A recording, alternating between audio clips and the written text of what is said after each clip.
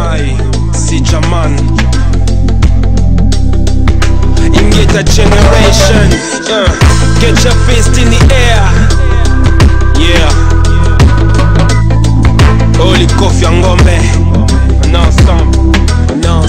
On n'arrête pas le temps, mais on stoppe net les gens par le mépris pour la couleur en 2012, c'est navrant. On nous enfume par ces fumiers de médias à la con, agences de presse de l'apocalypse. Ils nous prennent pour des charlatans. Les guerriers sont en alerte, toujours en éveil. Tokolong attendait les dédicaces à Soro Bilel. Révolution Facebook au pays des reptiliens. On ne renoncera pas aux idéaux de nos pères panafricains. C'est pour nos causes que nous luttons. Bendelena Loboko, génération martyre enfumée par les nocos. C'est pour mes filles que je lutte. Elikia Nankolo, Nakolonga, Atande, Nakozonga, Moka Kongo, Ingeta. À nos situations qui durent, censées être provisoires, dans une souffrance morale qui tue, annulant nos efforts. La route est longue, on tient le coup, bien laissé aller, car tout n'est que vanité.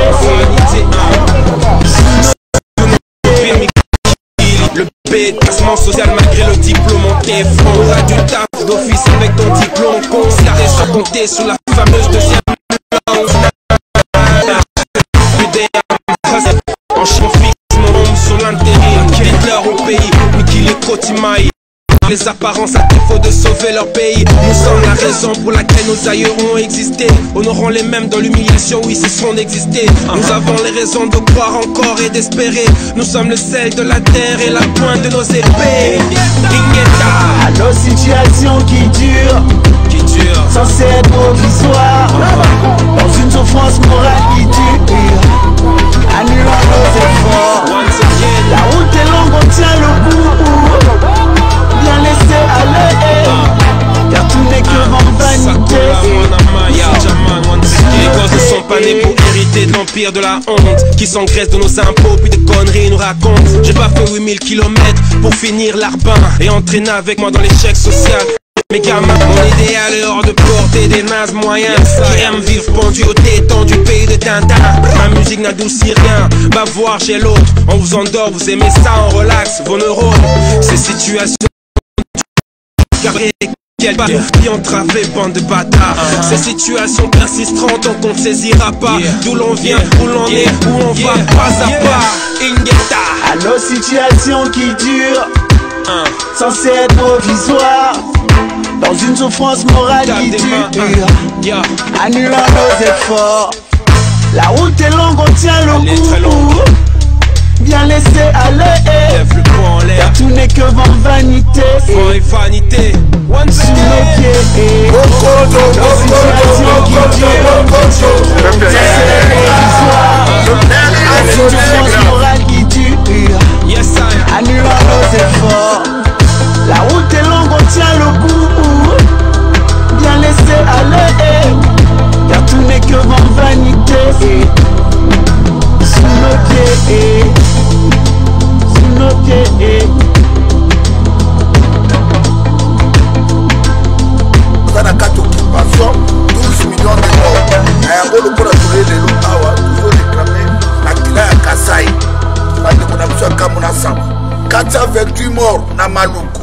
Rosimu Kenichi Manga, Thérèse Kapangala, Eric Ebolokoloko, Général Ngwala Paz Nabekazwa, Mamadou Ndala, Dani Botechi, Tozo réclamé 890 morts na yu, Jantingo Bilayo na Tambola.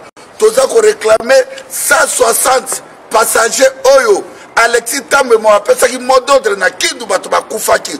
Félix Tshilolo Tshisekedi le Corbeau et Renal kosakana na bazairwa te. Bitumba o ezali ya Bangala te, ya Baluba te, ya Baswahili te, ya Bakongo te. Toza wa likambo ya Baluba na Bakongole te, ezali likambo ya Félix Tshilolo a tracé mabele na biso kondima. Il est très bourrique de naissance sur le col arrive du politique Kanambe. Oui, Rwandais tous, mes frères Zaïrois, oui, Rwandais tous. Bakanga 85 millions d'habitants en otage. Kanambe Rwandais, Roubaix Rwandais, Vital Kamerhe rwandais, Moïse Mwarungabu rwandais, Deyo Mwarongiza rwandais, Bisengimani rwandais, Jeannette Kanabe Mole Minene rwandais, de peuple. Bienvenue sur Diamant Noir TV Balandinho surtout merci na babonende bozaka wana pona kotala biso esika nyoso bozwami wana lelo to yambeli bino moko ya ba résistant walo ba mamba mboka to tuna ye makambo ezoleka ebele biso moto zomona ndenge nini makambo ezoleka na RDC edino image ozala toujours wana zala wana papile wa carte limitée bo fanda po bolanda émission ya Zoro Bilel, sans plus tarder, tout peut s'aimboter. Bonsoir, papa Nabiso Zoro. Bonsoir, Gisèle Oumba, Diamant Noir. En tout cas, maintenant, nous avons repéré cette occasion pour les émissions pour nous faire Mamboka. Koko Bazana Bino, bon salut, Liboso. Ah, toya. Poto banda ba mituna na biso penza torobando likambo oto tuna ba partisan ya UDPS. Au moment où Bazaï ko protester automoni mikolo e uto leka awa mais balobi Félix il faut à divorcer na Kabila FCC na Kamerhe alors que Félix azoboya commentaire no koko za nini na affaire yango. Non matondo mingi na motuna mama na Gisèle Oumba commentaire ya ko sala place wana za liga ke ngana ko inviter ba membre ya UDPS ba benga base wana bala mukana pongi ba bébé au Tshisekedi la lisara bango ndekeza ko continuer ka atilelo. Bazongo la distraction bazali da yango ya koluka di divorce entre Félix na Kabila na Kamerhe alors que yemoko Tshilombo ebisi bango a otzwa ke alliance wana ekokufate aokenda nango tina suka tomona ka na Genève alobaka base na ye esengi alongwa na accord ya Genève o ezala ke mbutu kota na mabo élection wana siko même base wana ekomi koloba ke alongwa na alliance wana alobi akolongwa te c'est pour vous montrer que même des se retirer na Genève wana ezaki œuvre ya base te mezaki injonction Kabila apesa ki yena Kamerhe po ba kene ko sala cash wana parce que mutu akrea cash ezali Kabila mutu akrea FCC ezali Kabila UDPS ezali membre ya FCC ya coalition wana oyo Kabila akrea donc base wana siko bande kwa UDPS bazo chama kelele il faut ba comprendre que chef na bango ateka bango utilisé bango lo wa ba payason lo wa ba chera canon va permettre ye azwa tremplin à ma place moko boy bazana impact moko te na mambaza koloba et puis ce qu'ils arrivent pas à comprendre que président Monti Lombo azali pantin marionnette ya Kabila na Kagame leur président est enchaîné pieds et mains liés la bouche cousue akoki ko sala eloko moko te oyo okende na sens oyo bazwana za ko senga pour la simple raison que Tshilombo azali mwana musala ya Kagame na Kabila sur base wana loko bango bazwi conscience wana il faut se désenvoûter, se désaliéner les locaux comme Mabango, balanda Tshilombo, il faut s'affranchir, s'émanciper. Et émancipation et ça makaka en adoptant la résistance, la vraie résistance, parce que le pays est occupé. Tshilombo azako servir occupation, azana pour l'intérêt, ya ba oyo bazako saigner peuple congolais. Donc base il faut la responsabilité na bolora ba citoyen, c'est la ba droit na bango na ba devoir na bango na application article 64. Il faut battre les mains, mais est-ce que Kabila na Tshilombo. Mais est-ce que kozala na ba conséquences négatives te pona yena ba partisans ya UDPS ndenge bazoyo kanate na likambo yango ya divorce? Ba conséquences négatives kozala pona ba partisans UDPS je ne pense pas parce que ba partisans UDPS bango bazo partager deal wana te bazo bazo porter la deal wana te. Ba conséquence kozala pas bato ba s'engager ki na deal wana c'est-à-dire yemoko Tshilombo na ba Kamerhe na bato wana bango ne ba s'engager ki au nom il y a eu des personnes au nom, il y a soi-disant population congolaise. Donc, ceux qui ont libéré Mbokawana, nous devons en finir avec Tshilombo, avec Kabila, avec Kamerhe. Et ça, pour sauver Tshilombo, il faut vomir Tshilombo. Membre UDPS, partisan UDPS, ceux qui vont se sauver. Il faut pas vomir Tshilombo. Batunaye ya tribu na yo balandaka ye parce que ça ndeko na bango ya tribu. Ceux qui vont se sauver na Mamboka, il faut pas vomir Tshilombo parce que les traîtres à la nation c'est Tshilombo. Bomone le loro mikolo bano ba Banyamulenge baza ba Congolais. Pour la vie nous ba le loro te vraiment maman nangai. Mais pour la likambo nationalité pe ya Banyamulenge ngo yemoko Félix alobi baza ba Congolais biso ba peuple et il faut to yamba bango kwa bandeko na biso mais mingi ba boya ki yango likambo wana koki lisusu ko banini na situation désolé. Eza merci mingi matondo mingi mama na motuna eza na u mambute ya soki mingi baboya ki yango eza makambo ya histoire ya mboka Congo ozomona tango zoko ma président de la République tango za la prétention ko diriger mboka il faut avoir connaissance extrême ya histoire ya mboka et puis connaissance ya ba loi ya mboka wana situation tout ça vivre les situation c'est la classe politique congolaise qui a sacrifié le Congo comme en 1966 lelo donc les politiciens dans ce baleka na Congo wana bangone basala musala pour la simple raison que Banyamulenge wana basaba congolais te omoni état indépendant du Congo au bato benga République démocratisée du Congo isala maka na 1885 la conférence de Berlin carte oyo bayaka nango na mesa oyo esala ke ba pesa état indépendant du Congo et comme propriété privée à Léopold muta destina carte wana ezali Stanley a destiné la carte wana na kotambola il a sillonné tous les territoires du Congo actuel en contactant ba chef des tribus ba chef ya ba ethnie ba chef des clans o bango mo banda ko ibisa bango ke biso mabele na biso ebandi awa esuki awa à partir de la limite wana banda ko pesa yende a destiné la carte wana ya Congo oyo esala ke na 1885 babengango état indépendant du Congo propriété à Léopold II. Parce ceux qui boké na ba archive na terre vuraine na ba archive ya histoire botanga ba document nyonso eza lié na état indépendant du Congo boluka ba ethnie ba tribu ba clan ezaki kuna ba peuple ezaki kuna au monde nulle part boy samno clan moko boy tribu moko boy ethnie moko boy ya Banyamulenge ezaki wana to ba tutsi moko bazala wana parmi ceux qui ont donné leur terre pour la constitution de l'état indépendant du Congo, la République démocratique du Congo, il n'y avait pas de Batutsi, il n'y avait pas de Banyamulenge. Maintenant, histoire à Banyamulenge Zalini, Banyamulenge Zali, réfugiés rwandais au Bayaka na Congo, parce que Kimaka guerre, Namboka la Bango Rwanda. Depuis les années 80, 1886, 1930, deuxième vague na Bango, 1959, troisième vague. Et donc, Bazabatu Oyo, ils étaient inscrits comme des réfugiés rwandais, Namabele à Congo, au Tobenga. République démocratique du Congo lelo bato wana sikoto baki na Congo lokwa ba réfugié babande kofana na colline ya Mulenge eza mabele ya bafulero eza mabele ya babembe mabele ya bavira banya Rwanda ne banobe nga bota wana bautaka na Rwanda yango mona même nazo bano mama na ngai munoko o biso tolobaka yango ne lakisaka appartenance na biso et okomona mingi ba mabele na biso na munoko na biso ezali lié ba tribu na biso na munoko na biso ezali lié ba Congo baloba ki Congo baluba baloba ki luba bangala baloba lingala baboa baloba ki boa basakata baloba ki sakata ba mongo baloba ki mongo bangbandi baloba ki ngbandi botu na Banyamulenge baloba ka munoko nini baloba ka Kinyarwanda ezali singulier ya Banyarwanda et Banyarwanda sur sa traduction en français là c'est natif du Rwanda sur ba natif du Rwanda là ils sont devenus congolais comment un président de la République tangazo ba bazaba congolais ils a grave parce que nationalité congolaise est attribuée individuellement ba pesa nationalité congolaise na ba groupe ya batuté ba pesa ko nationalité congolaise na ba tumoro boité lisangé belé bo nationalité c'est un individu qui dépend de la nationalité d'autant plus que l'historicité de cette affaire là nous démontre que ils sont des natifs du Rwanda ils sont venus du Rwanda ils étaient des réfugiés au Congo ce ko ebisinga na edik Banyamulenge moko za nationalité congolaise ngana wa ebiso ko yebisa yi alaxo acte ya naturalisation na ye et à partir de l'acte de naturalisation na touré baso za congolais mais sauf que na article 10 la constitution la charte d'occupation wabi la nationalité congolaise est une et exclusive ce qui veut dire que au rose la nationalité mi balete en tant que congolais sauf que ce que na article 7 la constitution rwandaise bazalo ba clairement que nationalité rwandaise va perdre yangote donc aux nationalité rwandaise à vie siko ceux qui ba Banyamulenge o bazaba originaire Rwanda bazaba natif ya Rwanda bazana nationalité à vie ndenge ba komi ba congolais alors que article 10 ya constitution za kopekisango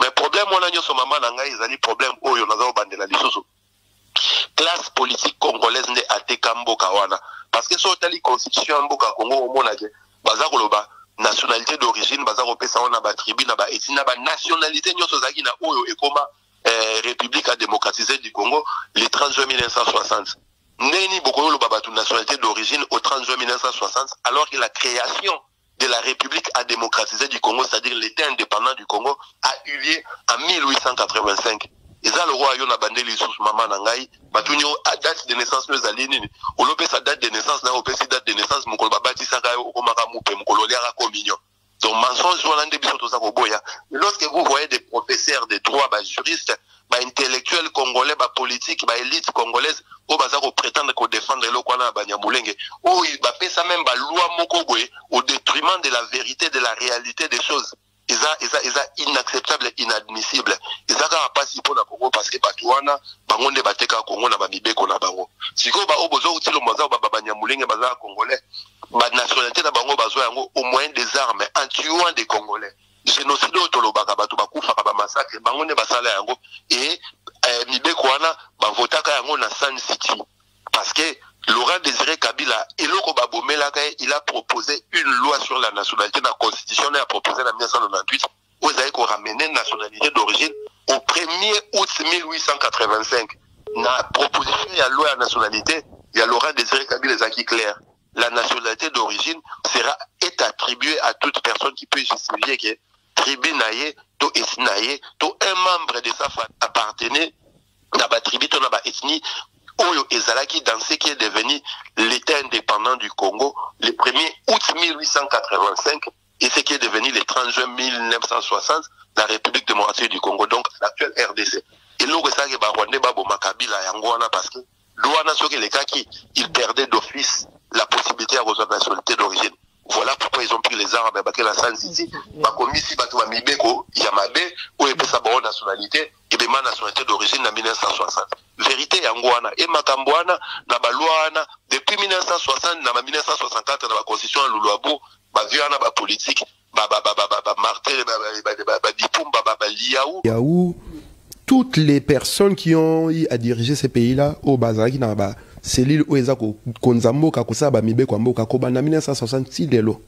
Bangonio so bazoba peuple basala ba mibeko moko permettre ba étranger bazala na droit ceux qui ndenge moko na biso ba kolombo kate koleka même biso yango zo mona ba tutsi wana ba Banyamulenge bazwaka ba minduki basali ba rébellion na bonton Laurent Désiré Kabila ti ba bomie ba boma Laurent Désiré Kabila justement parce que loi wana à nationalité Laurent Désiré Kabila a remonté quand on a 1er août 1885 donc projet à constitution naie et ba nekolo balika mon nationalité d'origine Moutounion soyo tribu naie, ethnie naie, ezalaki na Congo avant le 1er août 1885. Moutoaza capable yako lakisaki ascendant naie mongo, c'est-à-dire papa to maman na to bakoko na yo, to moutou moko famille no alaki wana. Parmi ba ethnie na ba tribu ba neko composé État indépendant du Congo, l'actuelle République démocratique du Congo, à la date du 1er août 1885. Laurent Désiré Kabila so achaki mibeko wana justement pour la ramener nationalité d'origine na tango Congo e botamaki. Yango mona ba bomai, yango mona ba zora minduki ti na Sun City ba obligea ba tonyo so balaki na dialogue à Sun City ba revoir. Ba contredire nga wa moninga wo contredire aye. Nga na ba document nyo so na za loba eza ça fabulation ce sont des choses qui sont vérifiables même sur internet. Pourquoi tu le dis bon en tout cas tu m'as parce que des comme on a landa qui a zappé analyste à partir à Congo na mona qui tang azolo ba mamba nationalité abi ke bino nde bozolo belango bino botangi yango malamuti ye azolo ba ndenge mususu ndenge yemoko Félix Alobaki yango ndenge yazolo bela donc ezana ba raison oyo bango ba peseli bongo ndenge Félix a expliqué que bazaba ndeko na biso donc o nyo so bino bolo ba eza pinza bongo tendenge zalaki histoire bino botangi bien te yango to tuni oti omoni mama Gisèle Lumba tant na beto lisolo ya munoko ni Banyamulenge balobaka neso baloba Kinyarwanda n'explique que Kinyarwanda eza singulier ya Banyarwanda Banyarwanda la kisi natif du Rwanda na français ba bengango étymologie ya mot donc na kena origine ya mot pour na ko expliquer donc quand tu parles de la nationalité d'origine d'un individu Neti na Congo par exemple, il faut beaucoup na origine ya Congo. Beaucoup de ça va tout nationalité d'origine ya congolais après 1960 date d'indépendance. Alors que mboka na ba créé ki yango na 1885. Donc origine ya Congo c'est 1885. Donc c'est une nationalité d'origine, c'est-à-dire bateau balay na 1885 tant Congo est salamaki. Maintenant Banyamulenge 15 ans. Même plus je pense à peu près ouais, c'est ça. C'est ça à peu près. Si quoi bateau oyo Bazako se revendiquer la nationalité, la nationalité est en forme belé. Au cause de la nationalité d'origine, oyo, bapé sango na loi mais loi expliquant les aux ardents. Ils ont la nationalité par acquisition, par naturalisation. Ils ont la nationalité au bazwaka yango parce que moi na botami na Congo zangi papa na maman ba ebanité. D'autant na botami na Congo a une nationalité d'origine balamoko. Ils ont la nationalité mususu pe parce que fani na Congo ti na âge ya mamia majeur, OK ko senga nationalité. Kaya Banyamulenge siko Chilombo en tant que président de la République, quelqu'un qui maîtrise la loi, à quoi qu'on jamais que bazaba congolais, c'est-à-dire à pesi bango nationalité groupée. Sauf que l'ikamo nationalité est individuelle. Ce que bisinga tan musu roubé razan aza congolais. Ce qui a justifié na mikanda n'a changé la nationalité, il n'y a pas de problème. Mais quand on parle de Banyarwanda, Banyamulenge, qui s'appelait autrefois Banyarwanda, parce que terme Banyamulenge et bimana ba années 80, 70, entre 70 et 80. C'est fille un député, Mouniamulenge n'a pas ça terme, voilà, gater auto gatouré ou quelque chose comme ça na bosan komole. Tant que ba makamboana, il faut tokota na mozindo ya makambo. Ndeko ntanga za ko bango, il fait des analyses factuelles, article na ba fait. On a une analyse à fond. Donc, on peut creuser. Place bango balingite peuple aïeba. Na bandeli li suppose une nationalité d'origine, il faut être capable de justifier que ba koko na yo bazaye ko faire partie ya ba ethnie na ba tribu au ezaki na Congo à la date de la création de l'État indépendant du Congo, le 1er août 1885. On a nenge mibe ko koka kozala. Si ko soki bobi que nationalité d'origine comme en 1960, c'est-à-dire ba juriste ba komaki loi na ba ko si peuple. Tu ne peux pas donner la nationalité d'origine à un pays qui existe, qui est né en 1885 et tu définis la nationalité d'origine en 1960. Les exemples, on a pesi yo, au Botamana, à Nemoro, Bobatunyo, date de naissance, nos années, au Pessi date de naissance, Mkolobalaki. Donc, au Kosi Bato. Donc, il y a une chose, classe politique congolaise totale. Bangonyos, Kobana 1966, ils ont des comptes à rendre avec les peuples congolais. Voilà pourquoi biso totel emela bangoto lingara bangote. Voilà pourquoi to lata posture o ya résistance parce que eza likambo ya identité nationale. Eza likambo ya mabele. Et n'expliquons bien que était indépendant du Congo et comme République a démocratisé du Congo. Ba dessina ka carte wana na Stanley en ayant consulté les chefs coutumiers, les chefs des tribus du Congo, au bandego ese mabele na biso bandaka awa esuki awa. Asali carte wana yango sala carte ya RD soto sa elaka. So na ba chef coutumier na ba tribu Stanley a consulta ki o ba komaki ba dessinga loko wana. Ba nyamulenge ba lagite ba tuti ba lagite. So ke na ba archive ya terre vurienne autangi ba ethnie ba tribu ba neko composé état indépendant du Congo à sa création, il n'y a pas de Banyamulenge, il n'y a pas de Banyarwanda, il n'y a pas de Batutsi. Bobo pe sa ba nationalité d'origine nene. Donc, yo sozo sa analyse ozo ki sabatuke. Félix aloba ki bobi so vous comprenez bien te. Waneza supandaka la mtelo bisa nemwa. Maki angulu. To leki likamona tozo mona likambo ezo leka o ya pasi na este toujours bat bazo continuer ko kufa. Peuple congolais azole la mikonyo surtout ke bande ko bazo sila seko sila.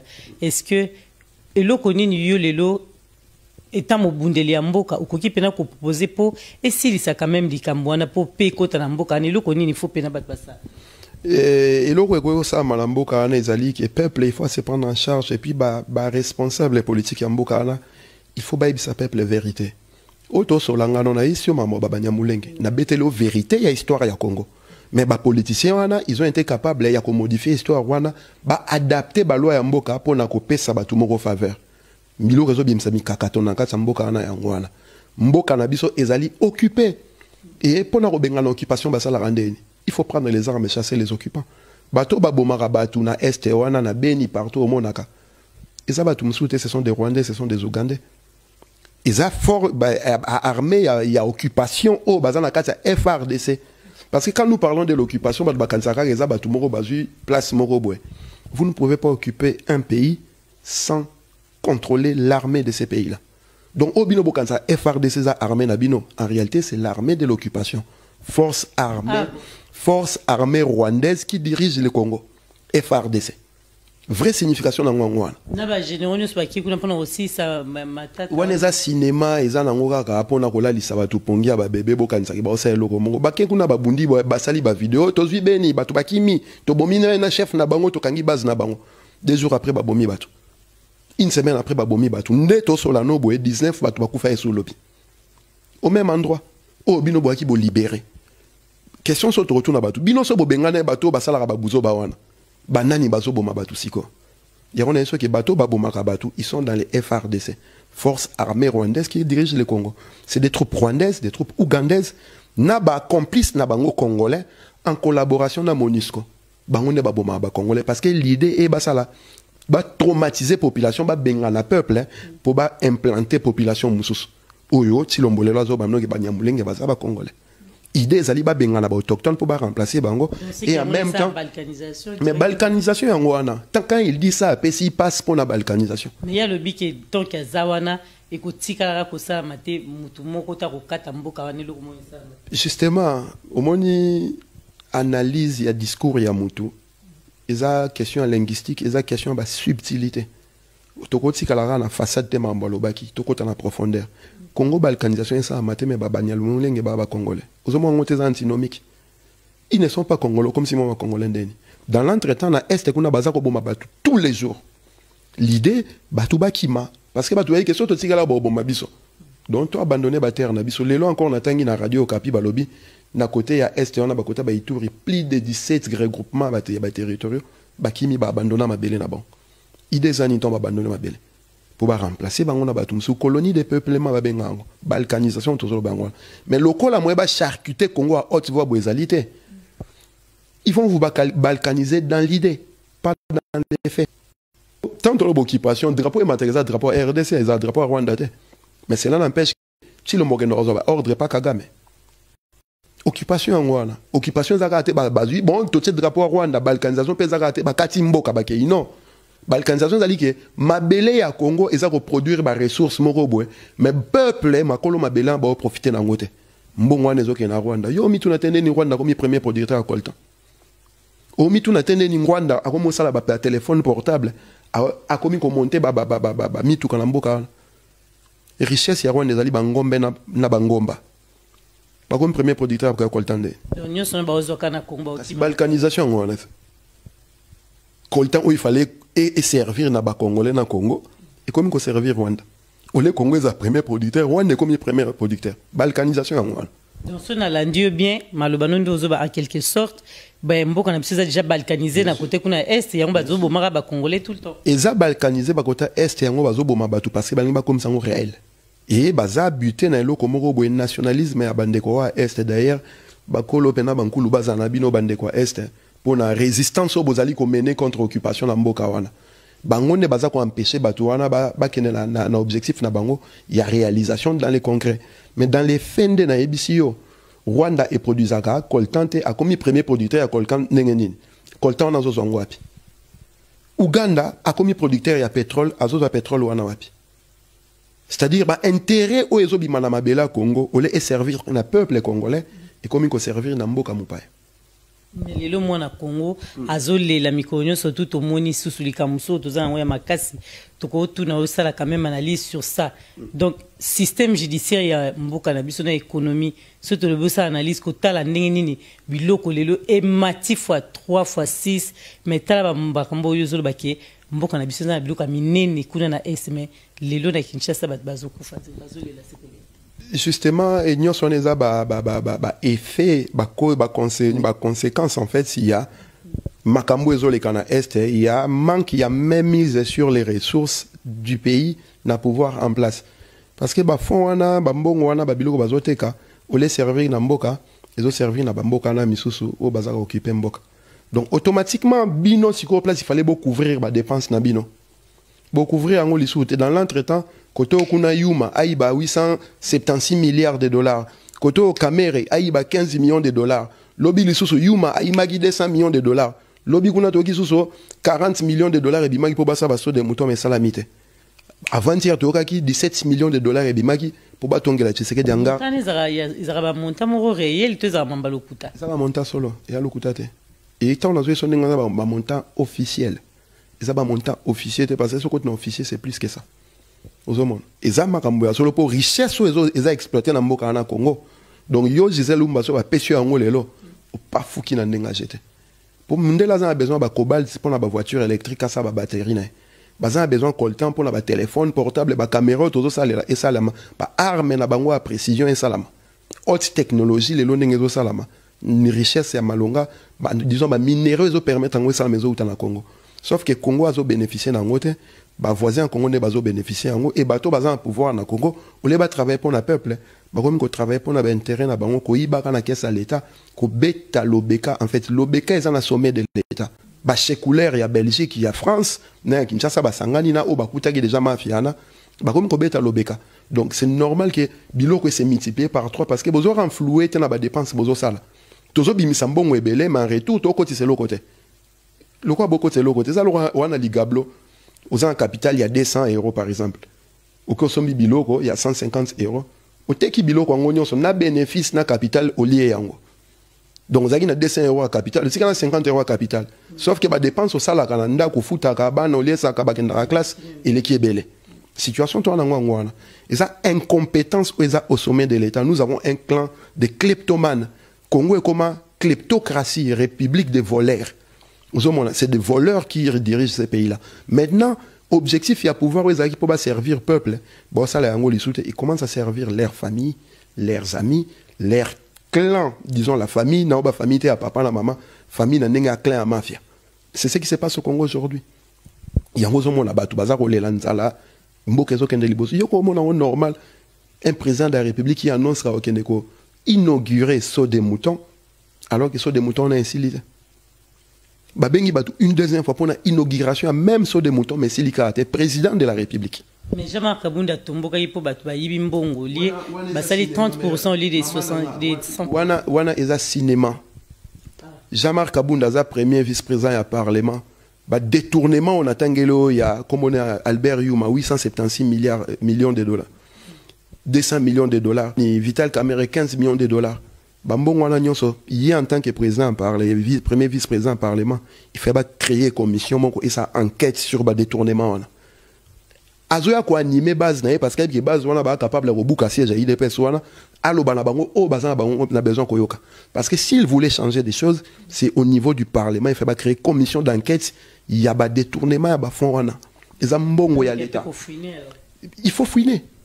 Mboke tambola na justice mère na soki ngam na yiba ki liboso 1 million bosalinge lokote yota ngo yiba 10 000 toto kango lobani azoro kutayiba ki 1 million bosalinge lokote bonga 10 millions de bokanga ngai jurisprudence babenga ngo lukwa bokanga ngai te donc mi binyo so bakoyiba il faut pas bokanga bango ozomona et c'est ça le système qui est au sommet de l'état on est sur ça système moko kleptocratique un système de voleurs qui dirige donc soko yota tambola na alima tout droit botika ote bokango so bandisco ko dénoncer obaniko yiba lokwa bango wana komi mutu na bango yo monite ba Mike Mukeba ya baniko ba vérité ba mona bolondo ah to profiter to ba en tout cas eloko wana nde ba peuple congolais ba bundi Mike Mukeba déjà aza kobima na libanda esengo to eke sengo po mo bundeli mboka lelo quand même abimi libanda esengo ba peuple congolais bitumba bo bundaka e futi toujours continuer toujours na yo wana tolobi na bandeko nyonso bolinga diama no abobosa na te bosabona ba question so boliko tout na ye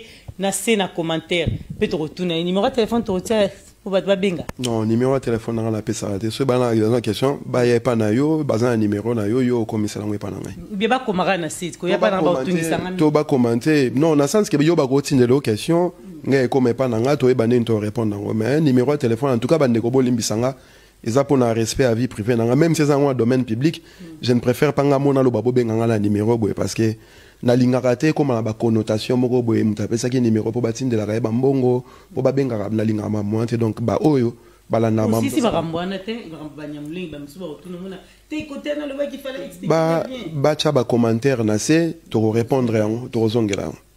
Ok, donc l'ingito tuna lelo bino ba résistant à na poto ba action ni bozo sala pour lelo président de la République accueilli azo continuer toujours kuluka ba solution ndenge diamano razaka molobeli ya peuple la bandeko ba bisinga ki azo luka toujours ba solution lelo na Addis Abeba mais bino ba résistant ba action ni bozo sala pour na kimeko na mboka résistance ezala toujours en action na mboka na Congo si jusqu'à présent on va balkaniser en physiquement c'est parce que la résistance exerce dans ces pays là. Il faut peuple congolais aille bagango bakansara atende to lo bagana ba Facebook to tsara makena esuka wana nous menons des actions concrètes au Congo oyo ba résultat lango pe ezali lelo mais to tout à to loté to lo baté parce que to lingité bato bazo sala musala sur le terrain pas comme cible parce que biso to zana sima la bon to bango bo sala bo mais na kati na kulu dimba ndenge to lo bara bato ba ebi ke ba résistant ba na sima ma moi ozo sama na est wana c'est la résistance.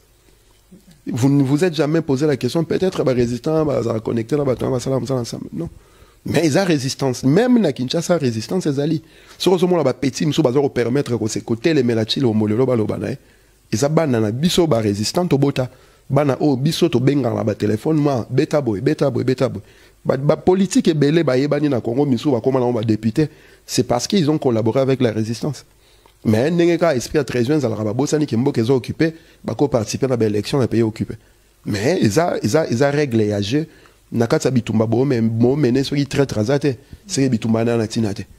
il faut pas trahir il faut pas corrompre parce que boza puissant mais nazo ebisa yo so boza ba très traité c'est bo makasita Gisèle mangalo bundi sabino na moni que moi même non intérêt pourquoi na le grand débaucher katina bino parce que vous ne m'apportez rien du tout vous changez rien du tout dans ma ça so ba to ba comment go débaucher na katina bino neti to mona lelo ba débaucher ba petit misusu ba massa misusu ba komi makabato musicien parce que ba que force mon rezawana photo lukato bimisa ba to moko boy izola ça que la puissance moko boy mais ils amarambo mabele ils amarambo makila ils amarambo il y a plus de 12 millions de morts ils amarambo il y a ba victime bazana ba force commune donc marambo ngo soko trahir yango li tout munango za makila siko pona Chilombo akena Dizabeba wana za tourisme présidentiel président momba voyager 2353 fois yo ebi Macron ebi Donald Trump combien de fois mon a voyagé que na mboka bato président Corée combien de fois mon a voyagé que na mboka bato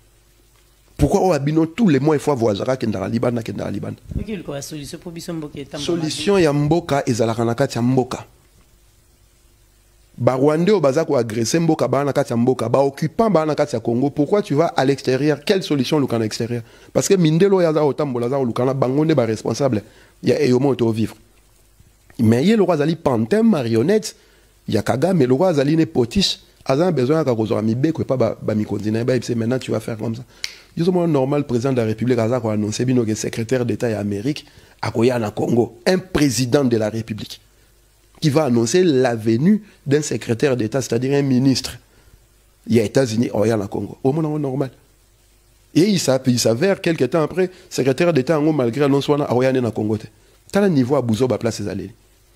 Yo, mon Macron, tu vas changer directement. C'est un pantin, il ne sert à rien du tout. Et ça, Moussa, un président de la République, a annoncé Marambo. Mouvement, il y a un ministre, il y a un Mboka Moussous. Bango, on va communiquer dans Mboka, c'est jour boye mutu na biso obima ke mboka boye ngai na s'occuper na mboka nanga et ceux qui mutu mboka nanga ngalo bango ils ont affaires étrangères mutu lo bango ministre affaires étrangères il le roi ministre affaires étrangères ya Kabila ya ngozo mona zo voyager partout angena ko négocier pour na ba amnistie Kabila voilà la réalité. OK to comme biso ko chité mais lo nini olinga ko lo ba o biso to tunyote na ba peuple congolais o bazolando o balinga kayo eza kutu merci mingi na motuna mama nanga eza ku mambo ya kolinga ngai tezaka ke bandeko o baza ko benga base wana UDPS bazocha makelele batika distraction ceux qui balingi changement et ça là ils doivent en découdre avec Chilombo avec Kabila parce que Chilombo est partenaire ya Kabila Chilombo bolimbi sanga la vulgarité il passe son temps à sucer Kabila combien de fois boka Kabila tanga komba Chilombo ba mo lo bato ba partenaire aucune fois mais combien de fois Chilombo lo ba yango yé moraye contredire binonyo soit dire à haute voix que deal wana alliance wana eko katana te et katana te pour la simple raison que Chilombo zali mboya Kabila bino bozo quand ça leader na mona ba kondizo c'est les chiens de Kabila il exécute à la lettre à l'œil de ce que Kabila dit et fait et bino sur boya ko sala ba makelele deal wana to linyango te distraction ceux qui bolingi deal wana te boke ko buka parler du peuple boke buka kingaka c'est continuer deal wana deal yé moko Chilombo ebisi bango ke deal wana eko kabwana te so yozo zela nini so yé muntu aza engagé na mama bito kabwana te yozo zela miracle ne ça ma après maintenant yo il faut avoir responsabilité na yo yé le roi bien kabwana te nous allons leur aider lui et son partenaire à divorcer et article 64 zongi na terrain sur place one désobéissance civile et civique. Bouki parler du peuple, Bouki parler du peuple, Totonga, Mboka na Mbom. Maison communale, Bouki yango siège, il y a eu des personnes à la place, beaucoup ici. C'est en ces moments-là qu'ils vont vous comprendre parce que lorsque les gens qui sont censés représenter les peuples sont incapables d'entendre la volonté du peuple, c'est dans la rue que le peuple s'exprime et se fait entendre. Donc, au Lebo Salabamakele, les Tolingi di Luanate, attaquer de front les vrais responsables. Bah, responsable, les alliés Chilombo, les alliés Kabila. Il faut qu'on mette vraiment au pilori. Voilà l'on a rôle par rapport à Wana. Mona ndenge ni lelo ba combattant ba komi ko menacer batu manzela wana batu mingi ba ebisingango ki ba combattant bazo menacer batu na poto manzela. Non, ba combattant ba menacer batu na poto te. Batu bazo menacer batu ba combattant te za ba collabo batu ba komi ko sala na Chilombo, batu ba sala na Chilombo to ba na misala ba il y a musicien ba petit bitinda na bango bato basala ba course bango ne ba comme la maramo mais ça ne concerne aucun les combattants. Par contre siko bato bazako se singulariser na ba action wana nous sommes dans un état de droit en France. Donc, c'est l'État français qui va s'occuper de toi. Et nous utilisons la loi parce que biso toza bato to ba lumba cerveau donc so moni mutakomola ça ba paquet na ngala bankasi na beta c'est parce que le cerveau est vide. Asa suna argumenté au cerveau ne ko pesa ya argument solide. Na lobangwa haute voix lorsqu'on trahit une personne eza sous mambo congolais entre congolais. Na combat to menanga Gisèle Lumba ceux qui me konanga combattre trahir nga ce n'est plus une histoire entre congolais et congolais, c'est une histoire entre congolais et un traître. Les traîtres, na émission na mboka loko États-Unis za la chaise électrique. Na mboka lwa Iran ba kato mutu na épée na miso batunios. Et ça ko tuma muté ka ki master ya famille non, trahison za la kanengwana. Et bande ko na baza ko sala yango parce que fali apesi bango moi Mikie Patrick Bologna apesi bango moi Mikie po baya ko sala loko. Ba menacer ba combattant ba bi mi beko ya poto ndenge tambolaka. Oh, baza debout pour la justice, il y a 12 millions de morts. Vous pouvez pas tout le monde sans le savoir. Au comprendre que le corps pignon sur ça les simba les souter parce que aux arrêtés les mena batu moko boy au bazo c'est la justice il y a 12 millions de morts. Ah mais na kota na likambo tango lobi pe likambo ya concert ya fali. Lelo to moni ndenge ba peuple baza ko kabwana. Bamsou ba lobi to lingi concert bamsou ba bit ba lingi concerté mais bino ba résistant pour yo ba bingo combattant bino ba résistant bolo baraki soki Kabila lelo alongo na pouvoir et que tokotika ba mission ba beta mais pourquoi lelo boy toujours concert et continue mais même temps na mboka mtako. Merci mingi mama langa Gisèle Bumba nga naza habitude da loba naza responsable à mamna lobara mais naza responsable à compréhension ba touté bazanango. Nous avons toujours lutté contre un système. Ngana lobangwa haute voix système ezalwa masuwa morobo ezako beta masasi na mboka na biso. Et na masuwa wana oromona tête de gondole figure de proue yango ne pesa kombo masuwa. Neti Kabila azaki figure de proue ya masuwa ya occupation. Donc tête de gondole wana figure de proue ce bokati yango et ko empêcher masuwa et pionner ville et beta masasi na mboka te. Maintenant pona ko koisa il faut que ça le système, c'est les bateaux. Le Kabila, c'est la figure de proue. Net ici, le molelo comme une figure de proue. Biso to bundi sara système, to bundi sara ba individualité. Comment la biso sara toujours que système oyo et boma ba tuko bana 1483 si le na Congo et kweya. Système oyo ça la génocide. Il y a plus de 15 millions de Congolais entre 1885 et 1908 na Léopold II. Système wana et kweya. Système oyo ezali ko ça génocide bantou actuel. Oh, depuis 1996, il est là, plus de 12 millions et quoi. Système où ils ont ça, que tous les gens ont fausse commune, na Kinshasa, 425 morts. Moutoumota, mituna, question de qui sont ces 425 personnes qu'on a retrouvées dedans. Système où ils ont que na Chimbulu, na Kasai, na 2018 à 2017, 2018, va découvrir plus de 100 fausses communes, il y a des Congolais. Personne n'a voulu savoir qui sont ces Congolais qui sont dedans et qui est responsable à Maramboana. Système où ça que na beni baza ko égorger ba tous les jours. Système où ça que na yumbi basa que ba génocide na Argentine ngobila. Et système on a na qualité pour la simple raison que baza ko contrôler ba machine nyonso. Et ce n'est pas une raison que le bagé moi na mboka aya ko beta musique biso to pekisa musique na potota. Muto pekisa ka musique na potota ali préfecture ya Paris. Na par exemple à Paris en France. Ils ont arrêté préfectoral nem te kanga musique. Nous boycottons ces individus qui se sont singularisés dans la louange. Il y a des agents et un système au babo maraba congolais, au babo maraba africain. Entre autres, Fali et Poupa. Pourquoi tout ça parce que ce qui est album à Fali et Poupa, ba combo atanga ranakati wana, ils ont ba combo à assassin ba congolais. Ou abimisa vital comme le pacificateur nan. Ou aboka papa dengue Denis Sassou Nguesso nan. Ou aboka Eduardo Santos baba. Tous ces dignitaires là qui tuent les Africains, les Congolais nan. Voilà si ko biso to sengara na bango, boye bisa peuple la vérité parce que vous êtes artiste. Vous n'êtes pas là que pour faire des danses de dépravation. Non. Artiste Moussa Nezali a incité la population à se remettre en question. La population a questionné la réalité de la situation politique, situation sociale, économique. Ce que yo artiste Mboka Batouaza Kokufa va découvrir la fausse commune, bazo violer ba maman mikonyoso. Mais comment ratuna ki question pour olobana likambo yo atuna ki tona ebise ki na yamba yo alobi bo bino ba résistant Fali Poupa na Kinshasa kuna asali ba action beli.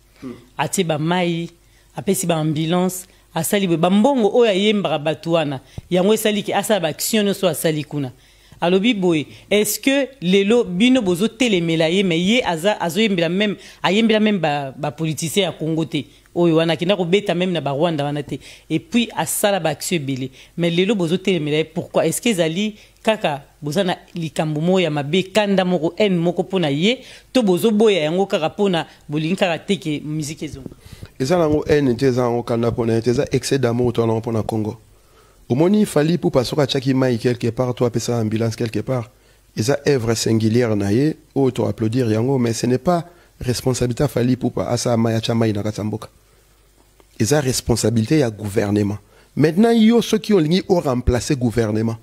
Donc, c'est-à-dire, tu veux camoufler ma bêtise au gouvernement social.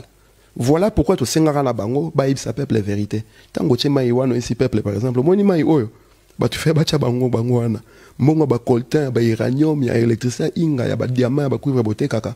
Ya on defa elexa ba mai oyo. Akanga mnoko lobelo wote.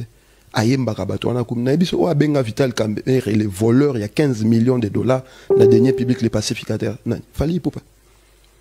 Ce que qui album na bandeli sous ba kombo atanga ka eza bato ba bomaka bato eza ba master na yo te ngai na yo maintenant o kambo jalousie za wana te problème na chose ali ke concert wana ya Bercy bazoli nga ba betisa awa ezali Kabila na ba Rwanda na Chilombo na sima balingi ba détruire ba faire taire résistance pour la simple raison que toza ko empêcher Chilombo ça m'amener Mamolega na Paris le 11 novembre awa et puis c'est bon kana Mamolega na Belgique et puis c'est bon kana Mamolega na Angleterre et puis c'est bon kana d'où ceux qui battent ici musique bon bon quand ça combat ici les résistances c'est quoi voilà pourquoi battre ba moyen sur la cima fali pour bêta concert mais non so banga que fali pour embe la rabatouana te tout est comme on a avant-hier na Louis Mushikiwa bona Éthiopie il est allé représenter le Congo grâce au gouvernement congolais ou même qui a bêta musique wana Louis Mushikiwa deuxième personnalité en Rwanda après Paul Kagame zaï masoni ba bêta inaï tant que le basala la politique bon soit politicien te mais en Éthiopie qui na combat gouvernement congolais même et même qui na Guillaume Manjolo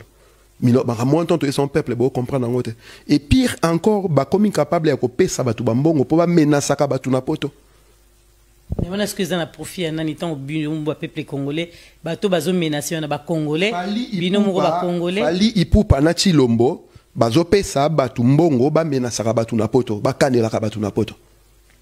Et ils pensent que biso to abana malongi des enfants de cœur, nous allons rester les bras croisés et regarder bango ba ça va bêtise na bango.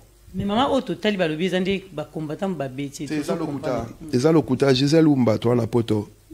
Omoni toza à 2-3 semaines ya concert à Fali. Yel sanga ba obeta maman mo robo isolé pour quelle raison? Et puis ba bêtise na balabala, bomi tuni na antenne ni vidéo na sami na kati ndaku na bana nai. Makilo azo pangusa, bomo intéressant makila te. Tala couleur wana bien omona. Et makilate lelo na mona na Snap na Twitter nièce na yeso ni cousine na yeso nani ache statue bi mama na kosi ya lokuta ba beta kiete c'est pour salir les combattants so yo oye o sali vidéo o fingi bato pour na lokuta moko nenge mona bomonaki o mama na bokecho beta ki même scénario bazo répéteront pour ba discréditer combat mais ezara kopo là-bas pour la bande dimate o mona lorsque les prémices sont fausses il faut vous attendre à ce que la conclusion soit aussi fausse. Donc, ne babandoko sanengwana et l'axi qui va contre-mire. Yango moni fallait que nous kutana mushikiwa bo à négocier par rapport à France pour permettre concert ne bêta tranquillement. Parce que ah on a nenga mibeko, je te rassure bêta concert wana te. Et ceux qui a matina podium koloana biso to ko empêcher concert wana ndenge to ebiko sala. Musique wana bêta mate. Mais si quoi bino ba résistant to tuna peu biso to tuna rami tuna ba pepe bazo tuna balobi boui démarche na bino nini bosala pourquoi pas ko kutana na ba bango ba musicien bosola bozwa terrain d'attente au fait bosola pona koyeba nini bosala to nini bango pe basala pona makambo ke malamu ki bango ba beta na makasi bino bosilika na makasi botelema makasi lo nini bosala démarche. Merci na motuna mama no répondre à la question amena peso lo mo bo ngai ne na loba mama Congo bo mutu mwati ndanga na loba yo nengo ya ko tuna biso makambo Congo tambola mutu mwati nda yo sala ils ont droit ils ont devoir na biso to za kosaya en tant que citoyen congolais quand je vois que le régime politique wana za ko boma peuple ils ont droit na dénoncer yango. Ils ont même devoir dans la télé mais là bon parce que l'article 64 lobby tout individu a ça régner en violant la loi au groupe à individu mutu nyonso ana devoir na obligation donc ils ont devoir ozomona tozo sela yango maintenant bandeko nyonso o mona to telemelaka ba obeta musique liboso to sola na bango tout tu vas expliquer bon ta maman eza ba ça son nom to ça ngote miso ba ça son enfant dans la poto fallait ebsanga la fanda na Kinshasa Mercedes a jour na sombi fo mona na Kinshasa na origné na Kinshasa ayebisanga ngo na kutana deux fois to kutana na deux fois c'est un ami Hamas Nangai tu es bien na bandali sinkine to embane na orchestre mo volto santo betane na orchestre mo volto santo na bandali wana donc na ebiye to ebani directeur artistique ne Serge Liaki musicien na ngana la vigno esthétique et ça ba réalité o batu ba ebité d'autant que ce sont des amis bateau to yebani na bango bientôt sur la bon autrefois ton nom sur la même mambo que ça là que bazo ça responsabilité na monter yango mona ebiso que yaza artiste devoir y artiste ezali éducation en masse azal leader d'opinion lorsque la masse est en train de périr l'obligation qu'a l'artiste c'est de relever la masse au moni mingi batu banga ko tanga te na ba livre ba philosophie ezali na ngoso tanga mtu ba Jean-Paul Sartre aloba yango musala artiste ezako révéler réalité na masse aeba situation ezandenge nini Victor Hugo aloba yango na tangu ya mwete musala ya artiste ezali ko la musa peuple aeba nzela nyo tambola la fonction de l'artiste des poètes ils a livre comment yango paragraphe moi loba les poètes en des jours impies viennent préparer des jours meilleurs il est l'homme des utopies Dieu parle à son oreille donc tangu bino boy qui dit banzambo ebisa poète talent les aboye bisa peuple akende boy maintenant bazo violer batu na Congo bazo boma batu na Congo ba force commune ezali ma ezate courant ezate batu ba kufa tous les jours yo artiste musa dans sani kobini sabatu quel est cet individu qui est capable d'aller danser devant le cadavre de sa maman qui est capable de mettre la musique de Fali devant le cadavre de son enfant qui est capable de faire la fête liboso ba force commune liboso a génocide c'est la situation que nous vivons aujourd'hui au Congo. Nazomo nango bizarre, hein? Je me pose la question à Auschwitz, ba juif, ba yuda na Shoah tang ba neko gazé bango ba neko sa fête, ba neko bina. Moni malédiction congolaise na ngwa. Un peuple incapable yako commémorer, yako honorer bato baza ko kufa pona mabele wana. Tozotuna kama mituna ya bandeko bazotuna o na komaki nyoso tu balobi. Bango basala musana bango ezalo kwa musana nyoso liko kwa chauffeur elo kwa mécanicien ezalo kwa ndenge yope osala musana yo mais pourquoi bino bozo s'attaquer kaka na bango mais batu bususu bango mo ba politicien na bazo yiba bambongo ebele sans que to marché ma moto ba ke bazo yiba pour bazo yiba mbongo à l'état bazo lia peuple bazo souffrir mais pourquoi pas bino botiki côté à ko s'attaquer na ba politicien na bazo na poto ba otambola l'aise mais beaucoup mieux comme menacer kaka bango ba musicien politicien ya na poto atambola à l'aise o azo yibambo ngo ba congolais atambola à l'aise na poto nani ya ebité ke ngwa dondo ba betaka na poto nani ya ebité la mère menda beta ma na poto nani ya ebité ke chez Kitundu abeta ma na poto qui ne le sait pas moko bato na ba question avec tous les respects tous à la rationnelle à mamtolo bana tout ni sous question politicien ni atambola na poto tranquillement o ayiba ka mbongo ba congolais o aboma ba congolais atambola paisiblement bomoni biso pe na bango aye wana politicien wa boma ba congolais atambola à l'aise nani il rase les murs lorsqu'ils viennent en Europe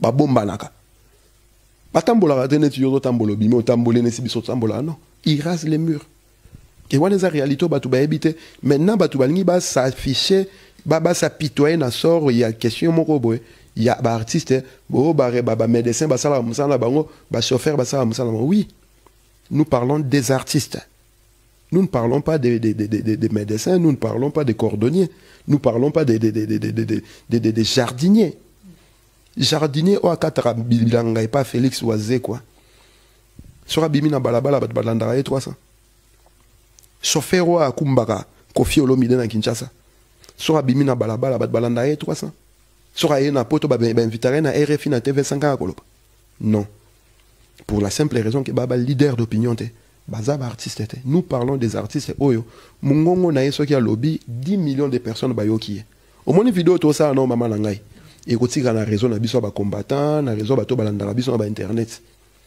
mais fali pour passer à lobby et kokende ti na ba Singapour bato ba otala vous comprenez ngai ora wana zana yango ne biso to linga salela yango pour na peuple oyo bango basa asala peuple oyo asala ki bango bakoma basta peuple oyo naza kokufa tous les jours ngala ko ndima te ke yo osali ngana koma danger na komi danger yo na souffrance ngana osa feti na okipe ote ingratitude yo ande to boye yango.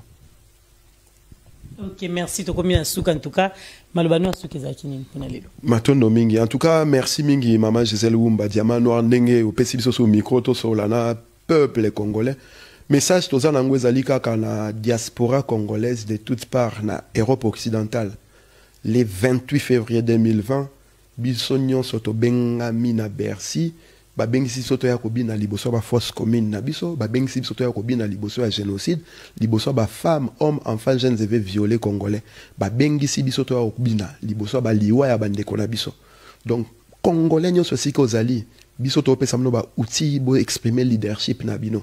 Donc le 28 février 2020 rendez-vous biso nyonso ozali na Bercy, nous allons empêcher à ce monde-là de faire la fête devant nos cadavres.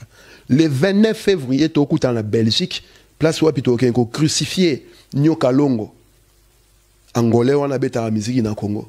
Tu es vidé parce qu'il y a pas de négation au côté, malgré Aja Komina Wompaka, Karakobina, Kobinara, alors qu'il y a des cadavres. Je répète encore, est-ce normal de danser devant les tombeaux de ses frères? Est-ce normal de danser devant les cadavres de ses parents, frères qui viennent de mourir fraîchement?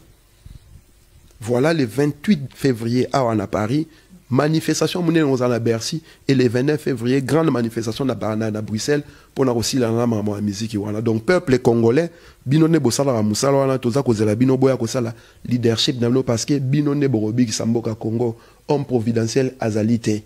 Ce qui botiki yangwe salama, cela veut dire que tolo bela lisu makambo ba viol na ba génocide na Congo te.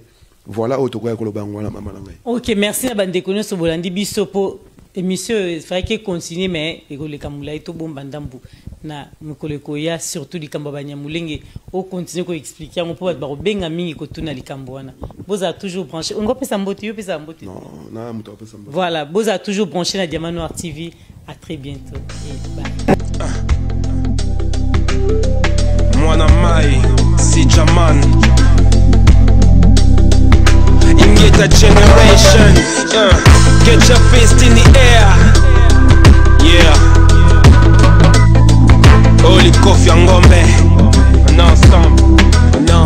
on n'arrête pas le temps, mais on stoppe net les gens par le mépris pour la couleur en 2012, c'est navrant. On nous enfume par ces fumiers de médias à la con, agence de presse de l'apocalypse. Ils nous prennent pour des charlatans. Les guerriers sont en alerte, toujours en éveil. Tokolong, attendez les dédicaces à Zoro Bilel. Révolution Facebook au pays des reptiliens. On ne renoncera pas aux idéaux de nos pères panafricains. C'est pour nos causes que nous luttons. Bendelena Loboko, génération martyre enfumée par les nocos. C'est pour mes filles que je lutte. Elikia Nankolo, Nakolonga, attendez, Nakozonga, Moka Congo, Ingeta. À nos situations qui durent, censées être provisoires, dans une souffrance morale qui tue, annulant nos efforts. La route est longue, on tient le coup, bien laissé aller, car tout n'est que vanité. Sous nos pieds, Moka Mikili. Le béton, le déclassement social malgré le diplôme en téfron. On a du taf d'office avec ton diplôme en compte. C'était sans compter sur la fameuse deuxième langue nationale. Everyday I'm hustling. On cherche du taf, on fixe mon tombe sur l'intérim. Dites-leur au pays, Wiki les Kotimaï. Ils sauvent les apparences à défaut de sauver leur pays. Nous sommes la raison pour laquelle nos aïeux ont existé. Honorons les mêmes dans l'humiliation où ils cesseront d'exister. Nous avons les raisons de croire encore et d'espérer. Nous sommes le sel de la terre et la pointe de nos épées. À nos situations qui durent, censées être provisoires, dans une souffrance morale qui dure, annulant nos efforts. La route est longue, on tient le coup, bien laissé aller, car tout n'est que vanité. Les gosses ne sont pas nés pour hériter de l'empire de la honte qui s'engraisse de nos impôts puis des conneries nous racontent. J'ai pas fait 8000 km pour finir l'arbin et entraîner avec moi dans l'échec social. Mes gamins, mon idéal est hors de portée des nazes moyens qui aiment vivre pendu au téton du pays de Tintin. Ma musique n'adoucit rien, va voir j'ai l'autre. On vous endort, vous aimez ça, on relaxe vos neurones. Ces situations du car tolérées quelque part veulent nous faire courir les pieds en travée, bande de bâtards. Ces situations persisteront tant qu'on ne saisira pas d'où l'on vient, où l'on est, où on va, pas à pas. Ingeta. À nos situations qui durent, censées être provisoires, dans une souffrance morale qui dure, annulant nos efforts. La route est longue, on tient le coup. Bien laisser aller, lève le poing en l'air. Tout n'est que vent, vanité. Vent et vanité.